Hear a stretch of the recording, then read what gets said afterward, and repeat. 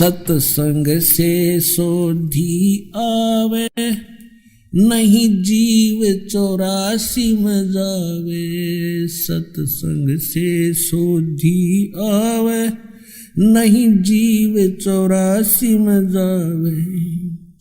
अब मेटो द्वेष और राग, हो राग या उम्र बतेरी जाली।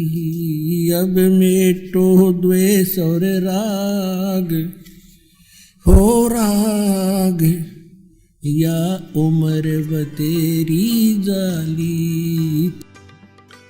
तो अब हम दास उस प्रसंग पर आता है कि जिन धर्म गुरुओं को हम यथार्थ ज्ञान युक्त मानते थे, विद्वान मानते थे, उन्होंने क्या ज्ञान बताया और हमारे सदग्रंथ क्या बताते हैं, ये निर्णय दास कर रहा है। और इसके बीच में कोई अपने तरफ से कुछ मिलावट नहीं। जो सत साधना वो सदग्रंथों में लिखी है, और जिससे मोक्ष होता है वो सदग्रंथों में लिखा है। जिससे जीव के आने वाली आपदाएं कटती है, समाप्त होती है, वो भी सदग्रंथों में लिखा है। और उससे हटकर जो हम साधनाएं कर रहे हैं उससे कोई लाभ होने वाला नहीं, ये भी प्रमाणित कर रहा है। अब प्रसंग चल रहा है कि पवित्र हिंदू धर्म के धर्मगुरु आदि शंकराचार्य जी का उस समय जन्म हुआ जिसमें यह जैन धर्म बहुत फैल रहा था। और यदि उस समय आदि शंकराचार्य जी नहीं आते तो पूरा भारतवर्ष भी चीन की तरह नास्तिक हो जाता, कम्युनिस्ट बन जाता। अब चीन का नास्तिक होने का कारण क्या है कि महात्मा बुद्ध एक पुण्यकर्मी प्राणी थे और वे विष्णु लोक से आए थे, स्वर्ग लोक से आए थे।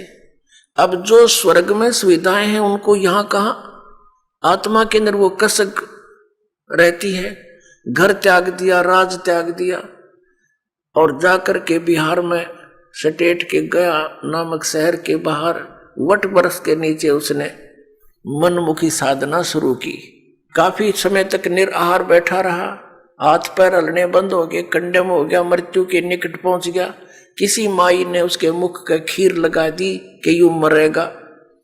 कई दिन हो गए कुछ खाया ना पिया, तो उसने धीरे धीरे वह चाटनी शुरू कर दी। पहले दिन 10-20 ग्राम, अगले दिन 50-60 ग्राम, तीसरे दिन आँख खुल गई और उठ कर चल पड़ा। और फिर उसने विधान बना दिया कि starvation could not lead to salvation, भूखा मरने से कल्याण नहीं होता। ये उसका अनुभव था। और पहले किसने कहा था तू हठ योग कर ले, वो भी तो तेरी अपनी ही सोच थी। तो इस प्रकार उसने क्योंकि पिछले पुनक्रम संस्कारी प्राणी ही परमात्मा की तरफ में घर भी त्याग देता है, और जो भी उसको कोई मार्गदर्शन कर देता वो साधना भी अवश्यमेव करता है। तो पिछले जन्म के पुण्यकर्मी प्राणी थे ये महात्मा बुद्ध जी, लेकिन भविष्य का चार्जर ठीक बना नहीं, पिछली बैटरी तो डाउन होएगी एक दिन।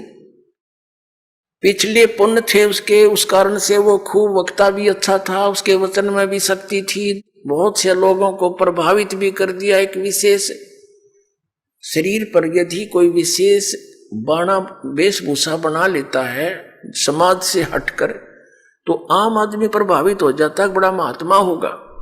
और जब ये आए थे 3000 वर्ष पहले लगभग, उस समय तो और ब्लाइंड फेथ करने वाले प्रजाजन थे, तो उस पर बहुत विश्वास किया। उसकी बातों को सुन सुनकर सब बौद्धिष्ट होने लगे।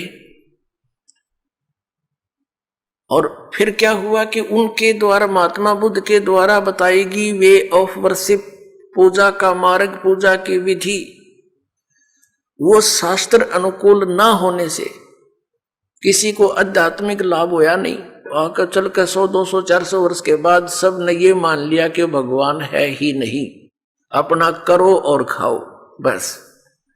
ये है कम्युनिस्ट सिद्धांत कि कोई भगवान नहीं, ये अपने आप बनता और बिगड़ता है, कोई कुछ नहीं आप रहे, जीव अपने आप ऐसे नष्ट हो जाता है, भगवान है ही नहीं। ये तो चलो उनके सोच है, बाकी यथार्थ ज्ञान इससे बहुत भिन्न है। उस समय जो महात्मा बुद्ध का जो बुद्ध धर्म फैल रहा था, आदि शंकराचार्य जी का जन्म हुआ। ये शिवलोक से आए थे, शिव जी के विशेष कृपा पात्र गण थे। ये केवल 32 वर्ष रहे थे और 32 वर्ष के अंदर ही इन्होंने 10 प्रकार के सन्यासी तैयार किए और 4 ऐसे मठ बना दिए, पीठ बना दी और उन पर निर्धारित कर दिए 4 अपने सुयोग्य शिष्य